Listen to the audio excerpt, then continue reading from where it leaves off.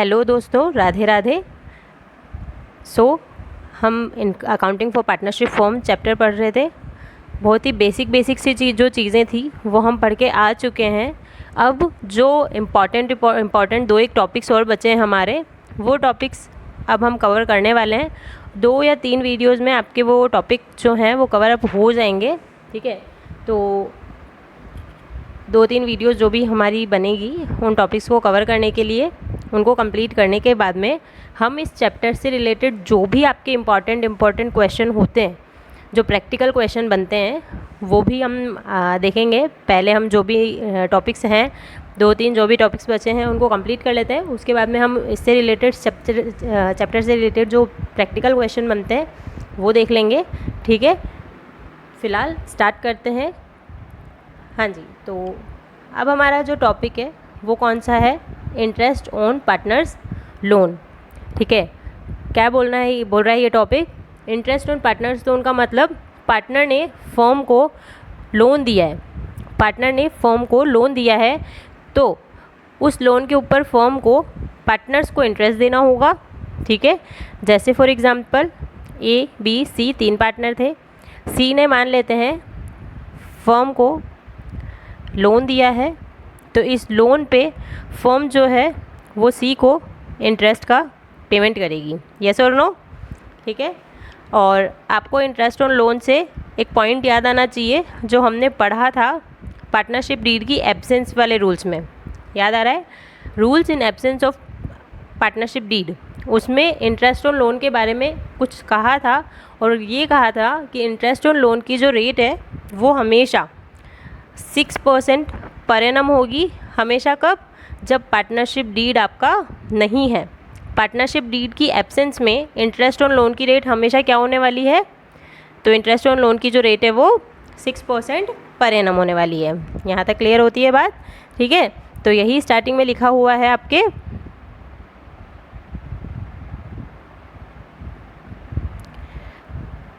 यही लिखा हुआ है इसमें, rate of interest if not given in partnership deed then 6% per annum, if given then take that. यानी कि इंटरेस्ट ऑन लोन की रेट अगर आपको नहीं दी हुई है, इंटरेस्ट ऑन लोन की रेट नहीं दी हुई है, पार्टनरशिप डीड, या तो पार्टनरशिप डीड ही नहीं है और पार्टनरशिप डीड है बट इंटरेस्ट की रेट जो है वो नहीं है, तो इन दोनों केसेस में आपके जो रेट ऑफ इंटरेस्ट है वो क्या लगेगा? 6% पर एनम। आई होप ये बात आपको समझ में आती है। ये बहुत इंपॉर्टेंट है, तो इस रेट को आपको याद रखना होगा, क्योंकि क्वेश्चन में कई बार आपको बोला जाता है कि पार्टनरशिप डीड नहीं है और उस केस में आपको इंटरेस्ट ऑन लोन निकालना होता है। ठीक है, तो उस केस में हमें याद रखना होगा कि रेट ऑफ इंटरेस्ट क्या है? 6% पर एनम। यहाँ तक क्लियर होती है बात? आगे चलते हैं। नेचर। हाँ जी, तो इंटरेस्ट ऑन पार्टनर्स लोन, जब हमने P&L एप्रोप्रिएशन अकाउंट देखा था तो मैंने बताया था कि पार्टनर्स से रिलेटेड जो भी चीज़ें होती है वो P&L एप्रोप्रिएशन में आती है, बट लोन के ऊपर जो इंटरेस्ट है, पार्टनर ने अगर लोन दिया है तो वो भी एक लाइबिलिटी की तरह ट्रीट होता है।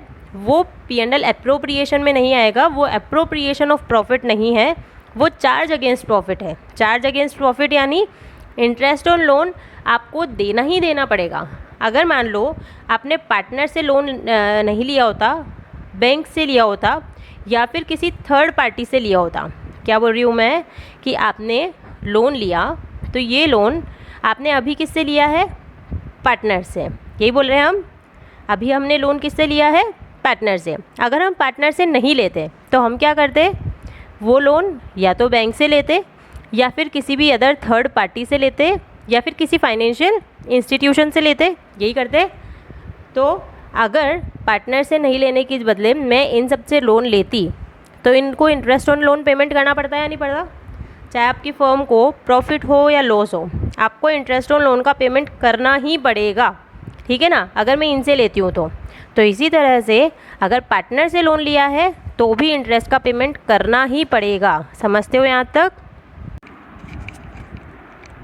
तो आपको समझ में आ गया होगा कि पार्टनर से अगर हम लोन लेंगे तो वो भी आपकी क्या है? एक तरीके की लाइबिलिटी है, तो उसके ऊपर जो इंटरेस्ट बनेगा वो इंटरेस्ट आपका क्या हो जाएगा? Charge against profit. और चार्ज अगेंस्ट प्रॉफिट्स क्या होते हैं, हमने पढ़ा था कि चार्ज अगेंस्ट प्रॉफिट्स आपको पे करने ही करने पड़ेंगे, चाहे प्रॉफिट हो या लॉस। और इस वजह से ये कौन से अकाउंट में जाते हैं, तो P&L अकाउंट में। P&L अकाउंट में ये DR होते हैं। यहाँ तक बात समझ में आती है आप लोगों को? आगे चलेंगे। क्योंकि इंटरेस्ट ऑन लोन क्या है हमारे लिए, मतलब फर्म के लिए इंटरेस्ट ऑन पार्टनर्स लोन क्या है, एक्सपेंसेस है, इसीलिए interest on partners loan account क्या होगा, डेबिट। और इस इंटरेस्ट का पेमेंट किसको किया जाएगा, पार्टनर्स को। ये एंट्री आपको समझ आती है। और इंटरेस्ट खर्चा है, अभी हमने बोला कि कहाँ चार्ज होगा, ये P&L अकाउंट में। तो P&L account DR2 interest on partners loan account. यहाँ तक सबको समझ में आता है? आगे चलेंगे हम। तो ये एंट्रीज आपको समझ में आ गई होगी। इंटरेस्ट ऑन पार्टनर्स लोन का जो कंसेप्ट है वो आपको पूरा समझ में आ गया होगा, ठीक है। ये इंपॉर्टेंट है और ये क्वेश्चंस में आता भी है। रेट आपको अच्छे से याद रखनी है। पार्टनरशिप डीड नहीं हो या इंटरेस्ट की रेट गिवन नहीं हो तो 6% पर एनम। ये भी ध्यान रखना कि ये क्या दिया हुआ है, पर एनम गिवन है आपको, ठीक है। आगे चलते हैं। Interest on loan taken by a partner from a firm, ठीक है। अगर किसी पार्टनर ने लोन लिया है फर्म से, क्या बोल रहे हैं, किसी पार्टनर ने लोन लिया है फर्म से, ABC पार्टनर है, ठीक है। मान लेते हैं कि B जो है उसको पैसे की रिक्वायरमेंट थी, तो उसने क्या किया, फर्म से लोन लिया। क्या किया, फर्म से लोन लिया। अगर फर्म से लोन लिया है तो फर्म को क्या करेगा, इंटरेस्ट का पेमेंट। सबको समझ में आता है ये? आई होप क्लियर होगा ये कि अगर पार्टनर ने फर्म से लोन लिया है, फर्म से क्या लिया है, लोन लिया है, तो पार्टनर क्या करेगा, इंटरेस्ट का पेमेंट करेगा फर्म को। क्लियर है? तो यही बोल रहा है, interest on loan taken by a partner from firm IPA 1932 doesn't provide anything for this.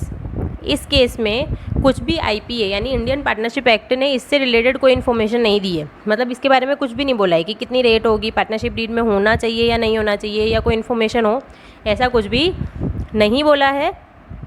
तो IPA 1932 ने कुछ नहीं बोला, इसलिए बोला जाता है कि अगर partnership deed has any clause about it then charge. अगर मान लो पार्टनरशिप डीड में कुछ भी बोला है कि हाँ ऐसा होगा ऐसा नहीं होगा, तो उस केस में वही अमाउंट उससे चार्ज कर लिया जाएगा। अगर कुछ नहीं बोला पार्टनरशिप डीड ने तो इंटरेस्ट भी चार्ज इसमें नहीं किया जाएगा। समझ आती है यहाँ तक बात? तो नेचर ऑफ इंटरेस्ट क्या होता है भाई, गेन। फर्म के लिए तो गेन है ना, फर्म के लिए क्या होगा, interest on loan taken by a partner from firm. तो इंटरेस्ट जो ये है ये क्या होगा, फर्म के लिए गेन यानी कि प्रॉफिट, या फिर मैं इनकम भी इसको बोल सकती हूँ, ठीक है। तो फर्म के लिए गेन हो गया, इसको कहाँ रिकॉर्ड करेंगे, P&L अकाउंट में, P&L के क्रेडिट साइड में। क्लियर है? तो अब पार्टनर ने खुद ने लिया है तो फर्म का कोई लोन अकाउंट ऐसा कुछ क्रिएट नहीं होता है, ठीक है। इस केस में क्या होगा, जिस पार्टनर ने लोन लिया है, हमारे केस में किसने लोन लिया था, ABC थे, B ने फर्म से लोन लिया था, ठीक है। फर्म से B ने लोन लिया था। अगर B ने लोन लिया है इस केस में, उसके ऊपर इंटरेस्ट पेमेंट करने के लिए लाइबल कौन है, B। यानी कि उस लोन पे इंटरेस्ट किसको पे करना होगा, B को। B जो है फर्म को इंटरेस्ट पे करेगा, ठीक है। तो B क्या हो गया, हमारे फर्म के लिए क्या हो गया, B एक तरीके से डेटर हो गया, यानी कि पार्टनर जो है उसको पेमेंट करना है। तो हम क्या करेंगे, उसका जो कैपिटल अकाउंट है उसको कम कर देंगे, जिससे वो अमाउंट अपने आप चार्ज हो जाएगा। यानी कि पार्टनर्स करंट और कैपिटल अकाउंट DR, इससे उसका बैलेंस कम हो जाएगा। और to interest on loan account क्या हुआ, partners current account DR, to interest क्यों किया, क्योंकि इंटरेस्ट हमारी इनकम है और इनकम में तो क्या होती है वो CR। तो पार्टनर्स करंट अकाउंट या फिर कैपिटल अकाउंट। अब इसको मेरे को बताने की ज़रूरत नहीं पड़नी चाहिए कि करंट या कैपिटल क्यों लिखा है मैंने। अगर करंट लिखा है दैट मीन्स कि फिक्स कैपिटल मेथड आपने फॉलो किया होगा, और कैपिटल अकाउंट डायरेक्ट लिखा है मतलब फ्लक्चुएटिंग आपने फॉलो किया होगा, ठीक है।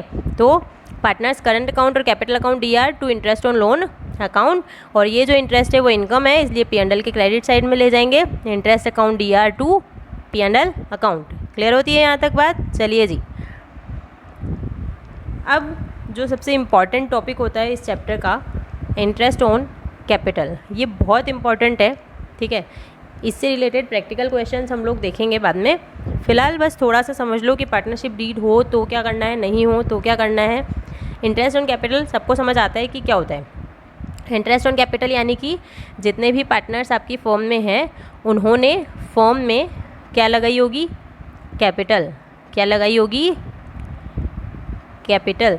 अगर कैपिटल लगाई है और फर्म की जो पार्टनरशिप डीड गिवन है उस पार्टनरशिप डीड में इंटरेस्ट ऑन कैपिटल का एडजस्टमेंट करने की बोला है, यानी कि अगर फर्म की जो पार्टनरशिप डीड है, क्या है फर्म की पार्टनरशिप डीड, और उस डीड में इंटरेस्ट ऑन कैपिटल की रेट गिवन है तो उस रेट से इंटरेस्ट ऑन कैपिटल चार्ज करना है, ठीक है। इंटरेस्ट ऑन कैपिटल चार्ज किस पे होता है, इंटरेस्ट ऑन कैपिटल हमेशा याद रखना, चार्ज यानी कि कैलकुलेशन किस पे होती है इंटरेस्ट ऑन कैपिटल की, ओपनिंग कैपिटल पे। ओपनिंग यानी कि हमारा जो भी फाइनेंशियल ईयर है उसका जो ओपनिंग डेट है, जो जनरली हम लेते हैं वो क्या लेते हैं, 1 अप्रैल से 31 मार्च, तो ओपनिंग क्या होगा 1 अप्रैल। अभी कौन सा ईयर चल रहा है, अभी जो हमारा चल रहा है 2024-25, ठीक है, 24-25 चल रहा है, तो 1 अप्रैल 2024 इस डेट को जो ओपनिंग कैपिटल होगी वही हमारे क्या हो जाएगा, इंटरेस्ट ऑन कैपिटल, उसके ऊपर ही हमको कैलकुलेट करना होगा, ठीक है। तो कैलकुलेशन कैसे करते हैं, एक सिंपल सा नॉर्मल सा जो फॉर्मूला है, जब हमको कुछ इन्फॉर्मेशन नहीं दी हो, सिर्फ क्वेश्चन में इतना बोला हो कि पार्टनर की कैपिटल दी हुई है 1 अप्रैल को, ए और बी और सी इन तीनों की ओपनिंग कैपिटल गिवन हो, ठीक है, और इंटरेस्ट की रेट गिवन हो, तो डायरेक्ट जो फॉर्मूला लगाएंगे हम, क्या लगाएंगे, opening capital of partners into interest rate upon 100 into month divided by 12। यहाँ तक क्लियर होती है बात, ठीक है। तो ये कब लग जाएगा, आपको सिर्फ और कोई इन्फॉर्मेशन नहीं दी है, सिर्फ डायरेक्ट इतना दिया हुआ है कि इतनी इतनी कैपिटल है, इसकी इंटरेस्ट रेट ये है और मंथ्स दिए हुए कि कितने मंथ यूज़ हुई है वो कैपिटल, तो ये फॉर्मूला अप्लाई हो जाएगा, ठीक है। आगे चलते हैं, प्रैक्टिकल क्वेश्चन हम बाद में करेंगे। Provisions relating to interest on capital are given below. Provisions आपको दिए हैं, ठीक है। व्हेन द पार्टनरशिप डीड या partnership agreement is silent about interest on capital, interest on capital के बारे में पार्टनरशिप डीड ने कुछ भी नहीं कहा, मतलब पार्टनरशिप डीड या तो आपकी फॉर्म में है ही नहीं, या फिर partnership deed interest on capital की जो प्रोविजंस है उसके बारे में साइलेंट है, कुछ भी नहीं बताती आपको। तो उस केस में हमने बहुत बार देख लिया है कि इंटरेस्ट ऑन कैपिटल आपको नहीं मिलेगा। क्लियर होती है यहाँ तक बात, चलिए जी। सेकंड केस क्या बोल रहा है, when partnership agreements provides for interest on capital, यानी कि पार्टनरशिप डीड ने बोला तो है कि ये इंटरेस्ट ऑन कैपिटल है, but is silent in treating interest as a charge और एप्रोप्रिएशन, यानी कि आपकी पार्टनरशिप डीड ने ये तो बोल दिया कि इंटरेस्ट ऑन कैपिटल देना है, बट उसको चार्ज माने या एप्रोप्रिएशन, इसके बारे में कोई इन्फॉर्मेशन आपकी नहीं गिवन है। उसको चार्ज मानना है या एप्रोप्रिएशन, इसके बारे में इन्फॉर्मेशन नहीं दी है, तो इस केस में हम इसको एप्रोप्रिएशन मानते हैं। क्या मानते हैं, एप्रोप्रिएशन। पार्टनरशिप डीड ने इंटरेस्ट ऑन कैपिटल के लिए आपको अलाउ तो कर दिया, आपकी फर्म के लिए फर्म ने जो है पार्टनरशिप डीड में ये प्रोविज़न तो बना दिया कि इंटरेस्ट ऑन कैपिटल दिया जाएगा, बट उसको चार्ज मानना है या एप्रोप्रिएशन, इसके बारे में कोई इन्फॉर्मेशन आपको नहीं दी, तो हम उसको क्या मानेंगे, एप्रोप्रिएशन मानेंगे। एप्रोप्रिएशन मानेंगे तो हमने पहले ही बोला है कि एप्रोप्रिएशन आपको जो प्रॉफिट्स होंगे तभी आपको उन खर्चों का एप्रोप्रिएशन किया करना होता है, वरना नहीं। यानी कि प्रॉफिट्स है तो आप वो एक्सपेंसेस लगा लो, और नहीं तो नहीं। तो इस केस में हम क्या बोलेंगे कि अगर एप्रोप्रिएशन है तो इंटरेस्ट ऑन कैपिटल जो है वो प्रॉफिट्स होने पर ही दिया जाएगा, अगर प्रॉफिट्स नहीं तो इंटरेस्ट नहीं। क्लियर है, चलिए जी। Interest on capital will be allowed only when there is a profit. अगर कोई इन्फॉर्मेशन नहीं है चार्ज एप्रोप्रिएशन की तो एप्रोप्रिएशन मान लिया, एप्रोप्रिएशन मान लिया तो प्रॉफिट होगा तो ही पे करना है, प्रॉफिट नहीं होगा तो पे भी नहीं करना। In case profit before interest is equal to और more than amount of interest, अगर आपका जो प्रॉफिट है वो इंटरेस्ट ऑन कैपिटल के या तो इक्वल है या फिर ज़्यादा है, ठीक है, क्या बोला, जो प्रॉफिट्स हैं वो या तो ज़्यादा हैं या बराबर हैं किसके, इंटरेस्ट ऑन कैपिटल के, क्योंकि हमने एप्रोप्रिएशन माना है और एप्रोप्रिएशन के केस में क्या होगा, हम प्रॉफिट होगा तभी देंगे। तो क्या बोला कि प्रॉफिट्स अगर ज़्यादा हैं या फिर बराबर हैं तो पूरा का पूरा इंटरेस्ट ऑन कैपिटल आप अलाउ कर दोगे। प्रॉफिट कौन सा लेना है आपको, बिफोर इंटरेस्ट वाला, बिफोर इंटरेस्ट ऑन कैपिटल वाला, ठीक है। इंटरेस्ट ऑन कैपिटल देने से पहले का जो प्रॉफिट है वो आपको, सेकेंड पॉइंट क्या बोला है, in case profit before interest is less than interest, अगर ग्रेटर देन और इक्वल्स टू होगा प्रॉफिट क्या बोल रहे हैं, प्रॉफिट जो है वो ग्रेटर देन इक्वल्स टू है तो इंटरेस्ट क्या करो, पूरा का पूरा पे कर दो, ठीक है। और अगर लेस देन है, इंटरेस्ट से कम है, तो क्या करेंगे, interest will be restricted to the amount of profit, interest on capital उतना ही दिया जाएगा जितना प्रॉफिट है। मान लेते हैं 10,000 आपका प्रॉफिट है और पार्टनर्स का जो इंटरेस्ट ऑन कैपिटल है, जितने भी पार्टनर्स हैं उनका टोटल मिला के इंटरेस्ट ऑन कैपिटल आपका 5,000 बनता है, ठीक है। तो प्रॉफिट क्या है, ज़्यादा है, यस और no, profit interest on capital से ज़्यादा है, तो उस केस में हम पूरा का पूरा इंटरेस्ट ऑन कैपिटल पेमेंट कर सकते हैं, तो हम पूरा इंटरेस्ट ऑन कैपिटल पे कर देंगे। ये तो हुई हमारी फर्स्ट कंडीशन जो अभी हमने ऊपर देखी। अब मान लिया प्रॉफिट्स हैं 5,000 और इंटरेस्ट ऑन कैपिटल है 7,000, प्रॉफिट है 5,000, इंटरेस्ट है 7,000, तो क्या प्रॉफिट कम है या नहीं है इंटरेस्ट से, यस और नो, प्रॉफिट इंटरेस्ट जो अमाउंट है उससे कम है, उस केस में जो इंटरेस्ट है वो प्रॉफिट के अमाउंट तक ही दिया जाएगा, यानी कि 7,000 नहीं 5,000 का ही इंटरेस्ट जो है हम डिस्ट्रीब्यूट करेंगे। डिस्ट्रीब्यूट कैसे करेंगे, तो profit will be distributed in ratio of interest on capital of each partner, partners की जो कैपिटल होगी, इंटरेस्ट ऑन कैपिटल होगा, मान लिया हमने अभी क्या बोला था कि इंटरेस्ट कितना है 7,000, प्रॉफिट कितना है 5,000, तो हमको जो इंटरेस्ट का पेमेंट है वो कितना करना पड़ेगा 5,000, ठीक है।